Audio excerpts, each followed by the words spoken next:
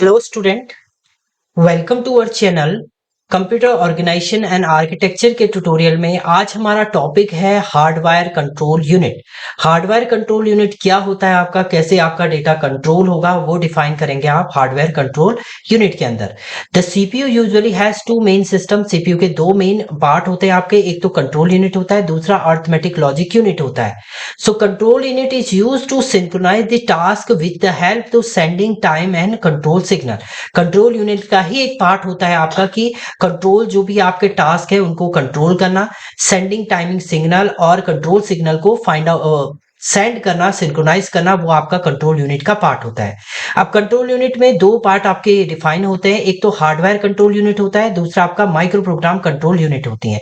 CU अगर आप control unit की बात करते हैं तो दो टाइप की आपकी कंट्रोल यूनिट होती है, एक तो आपकी हार्डवेयर कंट्रोल यूनिट होती है, दूसरा आपका माइक्रो प्रोग्राम कंट्रोल यूनिट होती है।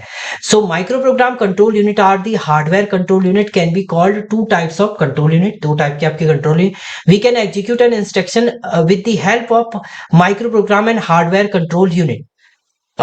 एक तरीके से तो आप क्या कर सकते हैं, माइक्रो प्रोग्राम या हार्डवेयर कंट्रोल के थ्रू भी आप इंस्ट्रक्शन को एग्जीक्यूट कर सकते हैं। In the hardware control unit the execution of operation is much faster but the implementation, modification and decoding are difficult. अगर हार्डवेयर कंट्रोल की बात करते हैं तो उसमें ऑपरेशन तो आपका फास्ट होता है बट इम्प्लीमेंटेशन, मॉडिफिकेशन, डिकोडिंग जो होती है वो डिफिकल्ट होती है आपकी सीयू के अंदर, कंट्रोल यूनिट के अंदर। With the help of generating control signal, the hardware control unit is able to execute the instruction to the correct time and proper sequence।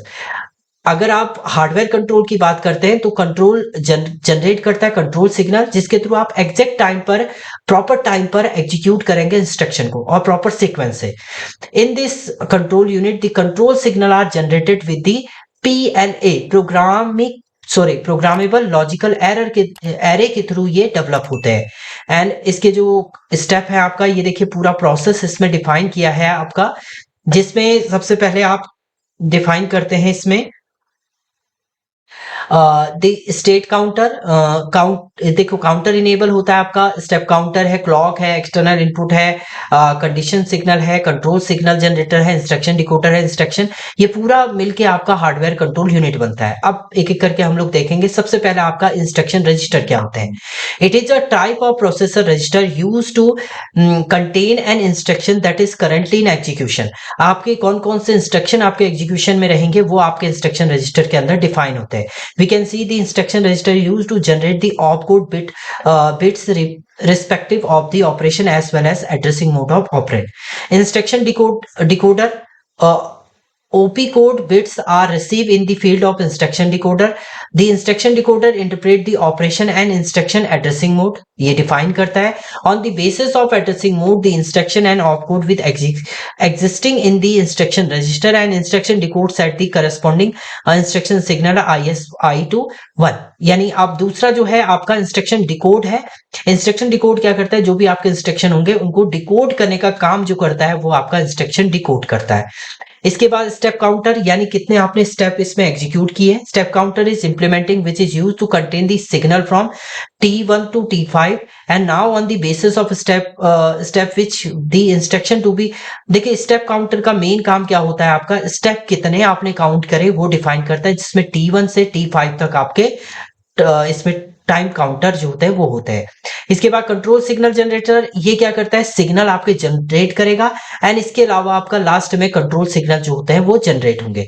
इससे डायरेक्टली कनेक्टेड रहता है आपका क्लॉक पल्स, एक्सटर्नल इनपुट जो भी आप देंगे एंड कंडीशनल सिग्नल आपके इससे कनेक्टेड रहेंगे और यहाँ पर आपका आउटपुट जो है वो जनरेट होगा हार्डवेयर कंट्रोल का। सो क्लॉक का काम क्या होता है। Now we have to question that we how the step counter known about the current. कौन सा स्टेप काउंटर आपको चलना है, T1 से T5 तक आपका है तो कौन सा वाला आपका एग्जीक्यूट करेगा वो आपका क्लॉक डिफाइन करता है। Step counter is T3 to 1, then the after completing the clock cycle the step counter will be T4 आपका हो जाएगा। तो इस टाइप से आपका ये डिफाइन करता है। इसके बाद condition signal. Now have a question, what if the execution of instruction depends some condition, this is case the condition signal will be use. So there are various conditions in which these signal are generated with the help of control signal and can be less than, generate than, less than equal, greater than equal and may more. ये conditional signal आपके generate होते हैं, greater than, less than, greater than equal to ये है।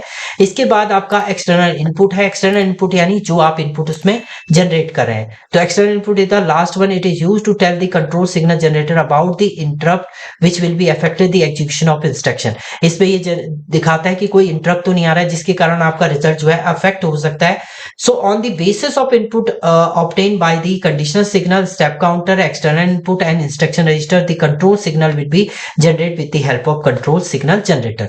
Control signal generator से आपके control signal generate होंगे and then उसके बाद आपका टास्क जो है वो परफॉर्म होगा। तो ये आपका था हार्डवायर कंट्रोल सिग्नल।